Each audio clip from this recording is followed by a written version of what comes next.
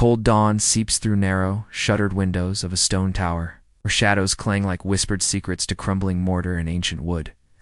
The thin light slips over rough-hewn walls, stained by centuries of rain and neglect, and touches the worn outlines of iron chains hanging heavy in the gloom.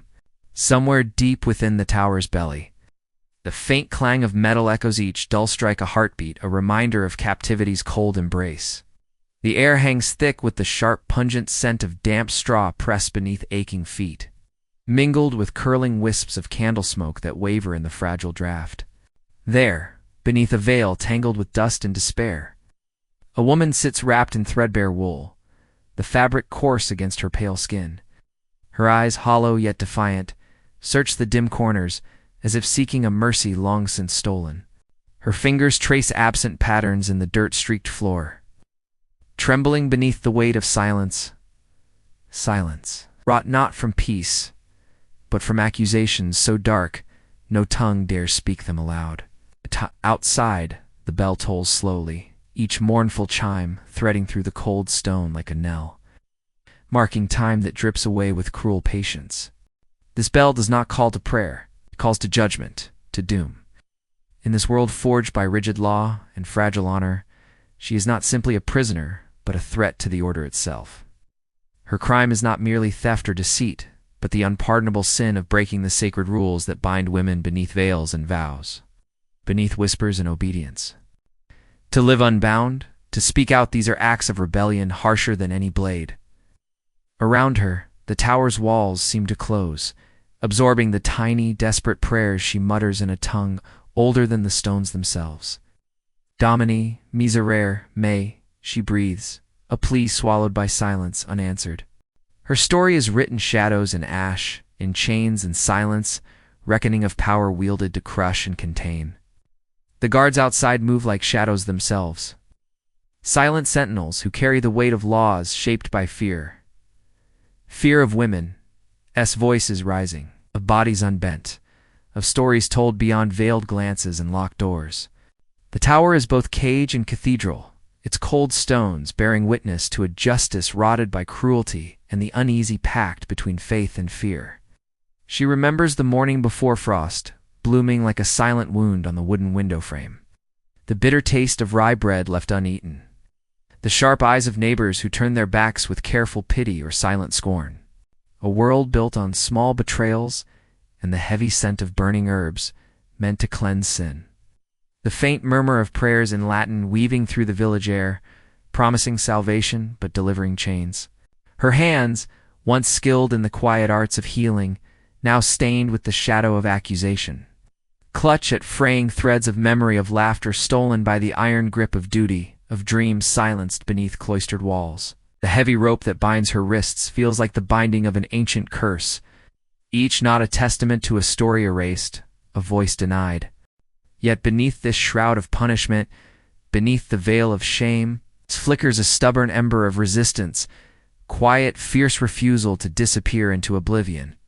As the bell tolls again, the stone floor beneath her seems to pulse with the weight of unspoken histories, the stories of women who dared to live, who loved without permission, who stood defiant in the face of merciless law. The tower's shadows hold their breath, waiting for a reckoning that may never come, while outside the world continues its relentless march, nowhere, indifferent, yet bound by the very chains it has forged. In this moment, where light and shadow wrestle, where prayer meets silence, the woman closes her eyes, and a single tear traces a cold path beneath her tangled veil. It is not just a tear of grief, but a whisper and echo of all those who suffered here before her, whose stories linger like ghosts behind these walls. And in that fragile breath of sorrow and hope, the story unfolds an uneasy, sacred reckoning of power and fear, of silence and the dangerous, undying spark of the women forced forever into the shadows. A winter wind howls through the skeletal branches of leafless trees, sweeping across a village buried beneath frost's unyielding grip. Its breath stirs the hems of linen skirts and worn leather boots, sending a brittle crunch across frozen earth, a sound like brittle bones breaking beneath the weight of cold. The air is sharp, scented with smoke from peat, fires mingled with something darker, the faint, pungent aroma of burnt rosemary. and crushed herbs tokens meant to ward off evil but now heavy with dread. Inside a cramped courtroom, walls stained by centuries of moisture and despair close in like a tomb, flickering torchlight dances unevenly over rough timber benches, casting long shadows that twist like specters. There, a woman sits bound by coarse ropes, the fibers biting deep into her trembling wrists, leaving angry welts that speak of invisible sins far heavier than flesh can bear. Her face is pale and streaked with tears, framed by a veil so thin it barely conceals the truth engraved in her eyes, a story of fear, defiance, and unbearable burden. They call her witch, heretic, danger incarnate, and in their judgment lies the fragile survival of a world built to silence those who defy its order. Whispers snake through the chamber like poisoned voices cloaked in the guise of justice, yet dripping with suspicion and fear. The judge's hammer rises and falls, each strike sealing a fate not just of flesh and blood, but of spirit and memory. This is no mere trial. It is the cruel machinery of a law twisted by custom, where women's strength, knowledge, survival are recast as treason against the very fabric of society. Here, faith is weapon and prison both. Belief bends bodies and wills to a harsh obedience that demands silence in exchange for breath. Her thoughts drift like smoke, the long nights spent gathering herbs beneath veiled moonlight, the whispered prayers that mingled hope with fear, the stolen glances exchanged in shadowed woods. She remembers the faces of neighbors turned away with cold eyes, the heavy burden of shame branded by invisible fires. Miserere nobis, she whispers under her breath, a plea for mercy, lost in a sea of condemnation. Her spirit, though bowed, does not break. Beneath the veil of punishment flickers a stubborn light, one that refuses to be extinguished by ropes or fear. Outside, the wind carries the distant toll of the village bell, its voice a solemn dirge, threading through the brittle winter air. It marks the passing of judgment not only upon her, but upon all who have dared to live beyond the narrow confines prescribed to them. The courtroom feels smaller with each chime, a cage wrought not of stone but of silence and erasure. And yet within these suffocating walls, quiet rebellion stirs a defiance carried in the subtle shift of eyes, the unspoken solidarity among the condemned, the faint breath of hope that refuses to be silenced. As the final echo of the hammer fades, the woman's gaze lifts toward a barred window where frost has begun to bloom a fragile lacework of ice that both traps and beautifies. A cruel reminder of freedom denied. The cold glass holds the reflection of a bird, wings folded tight, waiting for the moment to rise. Her story, like the frost, is delicate yet relentless, a testament to the cruel justice that sought to bind her, and to the spirit that will endure beyond the shadows. In the silence that follows, the chamber exhales its ancient sorrow. A new chapter waits beyond the locked door, one where the price of survival is paid in silence, and where the true crime is the refusal to disappear. Beneath the oppressive glare of a merciless summer sun, the market square pulses with uneasy murmurs. Alive with the mingled scents of rotting fish and fresh hay, a world fragrant with both life and decay. Dust swirls in restless eddies around cobbled stones worn smooth by centuries of footsteps, footsteps of the free and the fettered alike. Through this uneasy throng moves a solitary figure, her cloak of rough-spun wool catching the sun's harsh glare like a tattered banner of exile. Her hands, scarred and calloused, carry the weight of unseen stories, stories written in silence and shadow, in whispered warnings carried on the heat-thick air. Her passage parts the crowd and eyes turn cold, heavy, burdened with suspicion and dread. Magistrates in fur-ramed robes observe her with narrowed gaze. Merchants clutch purses heavy with clinking coins, yet light with fear. To them she is more than a woman. She is a threat cloaked in defiance, a shadow cast against the fragile mask of order. In this place where justice parades in robes of solemnity and law, her mere presence is a crime forged not of statutes but of dread, a fear that women like her might unravel the tightly woven web of control that binds the world. Each glance, each whispered word is a thread tightening the noose of silence and exclusion. She remembers the mornings before when the air was sweet with dew and promise, before suspicion took root like creeping ivy on the walls of this town. She recalls the hands that tended wounds, the herbs gathered under moonlight, the stolen moments when hope flickered like a candle in the dark. But in a world ruled by fear and ancient custom, Survival is a dangerous art, and her strength, once a quiet gift, is now a mark upon her like a brand. Her lips part in a silent prayer, words folded in Latin, fiat voluntas tua. May your will be done, Evan, as the cold weight of judgment settles upon her shoulders. Around her, the market's din swells the clatter of wooden carts. The sharp cries of hawkers, the soft rustling of fine linens traded for meager coin. Above it all, the distant tolling of the church bell cuts through the heat-thick air, a relentless metronome marking the passing of a day steeped in cruelty and exclusion. The bell's voice is a summons and a sentence, echoing the merciless rhythms of a world where voices like hers are drowned beneath law's heavy hand. Yet beneath this harsh symphony, beneath dust and suspicion, the story breathes still an enduring testament to resilience forged in chains.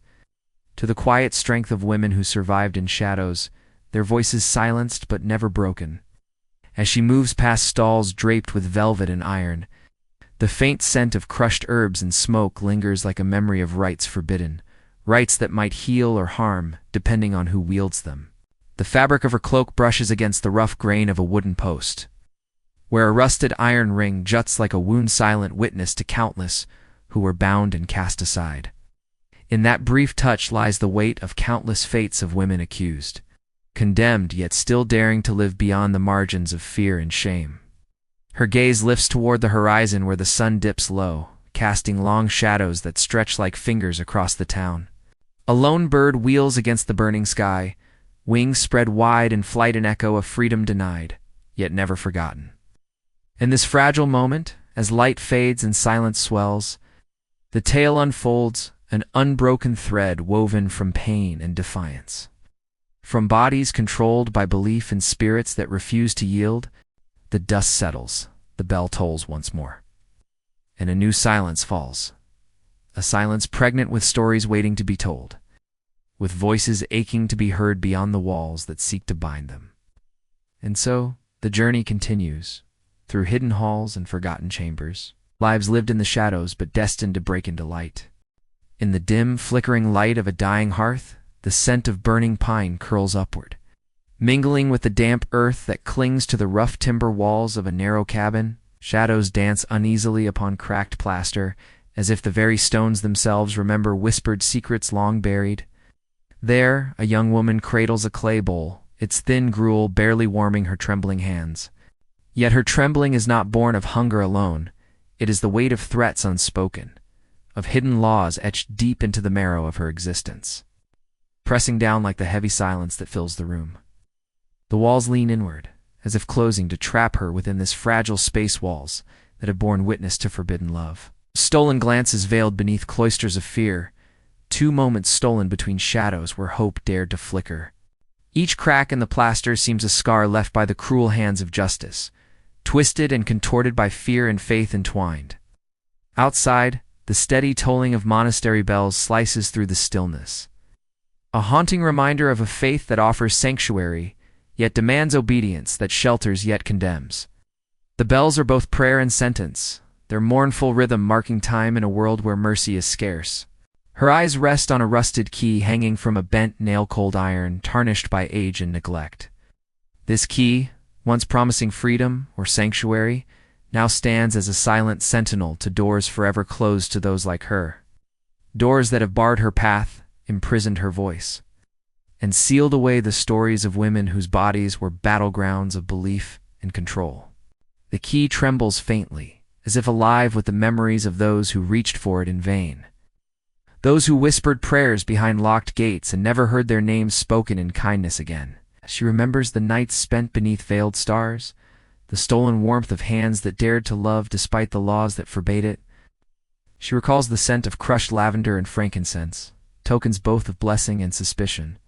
The faces of those who passed her by, eyes averted, lips sealed tight, silent witnesses to the slow erasure of her kind.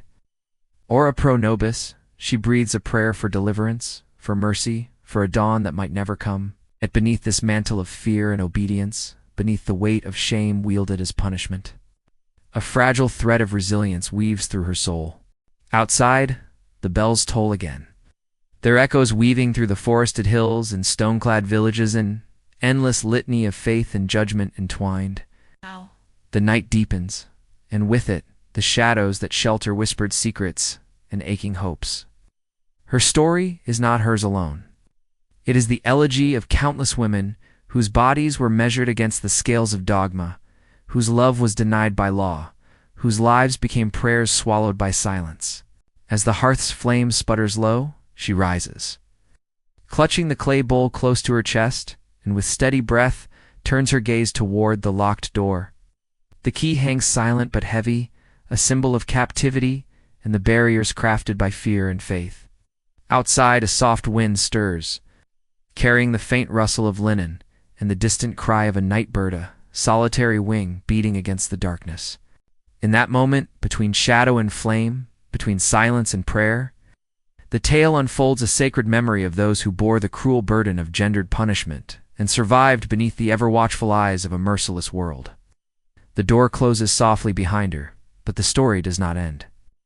It lingers like a whispered prayer unanswered, a locked gate waiting to be opened, a new silence pregnant with defiance and hope. A cold mist settles over slick cobblestones, softening the world into muted whispers beneath a sky heavy with rain. Footsteps fall quietly, swallowed by the damp earth and the distant, restless barking of dogs, an uneasy chorus that haunts the night. Through the haze, a solitary woman moves beneath a threadbare cloak, the fabric worn thin from years of hardship, each step deliberate yet shadowed by fear. Her breath curls in pale clouds, mingling with the scent of wet leather and stale straw that clings stubbornly to the chill air. The sharp metallic tang of iron bars cuts through the quiet, a cruel reminder of the boundary she approaches gates iron-bound. Cold to the touch, guarding secrets no light may penetrate, within these ancient walls, thick and unyielding, the stone seems to breathe with the weight of whispered prayers and bitter accusations, their echoes swallowed by darkness. Here, women condemned not for theft or violence, but for the dangerous defiance of survival, endure punishments unseen, slow, invisible torments etched into flesh and soul. The flicker of a lone candle casts fragile shadows that writhe like ropes, binding wrists, binding hope, binding stories that must never escape these walls. Each shudder of flame traces the outline of suffering, a silent testament to lives controlled by laws that fear the power of a woman's will. Her eyes, fierce beneath the hood, carry the weight of all who have come before, those whose voices were silenced beneath veils of ritual and fear. She knows the language of these stones, the silent hymns of shackles and solitude. Her fingers graze the rough surface of a rusted key, trembling as if alive with memory, a symbol of doors opened too late or never at all, of freedom forever out of reach. Inside, the air is thick with the scent of damp straw and sweat, the whispered curses of despair mixing with faint prayers uttered in broken Latin. Domini, libera me, a plea to a God who seems deaf to their suffering. The world outside moves on, oblivious to the lives carved into these cold stones, the women who dared to claim autonomy, whose bodies became battlegrounds where faith clashed with desire, obedience with rebellion. Their punishment was not just the iron chains, but the erasure of their stories, the turning of their names into silence. Here, justice is not blind, but twisted custom, warped into a cage, law wielded as weapon against the vulnerable. The prison's gloom is thick with a stillness that screams an oppression felt in every breath, every shiver beneath threadbare cloaks. As the heavy gates clang shut behind her, sealing the passage between freedom and captivity, the candle's flame flickers once more, casting a final, trembling shadow like a silent knot of ropes tightening around a stubborn spirit. Beyond the darkness waits a tale of survival and sorrow, of voices carved into the margins of history, of women who lived as secrets beneath the cold stones of a merciless world. In that lingering silence, a single breath resides, a whispered prayer unanswered, a defiance as fragile and fierce as the faintest light in the long night.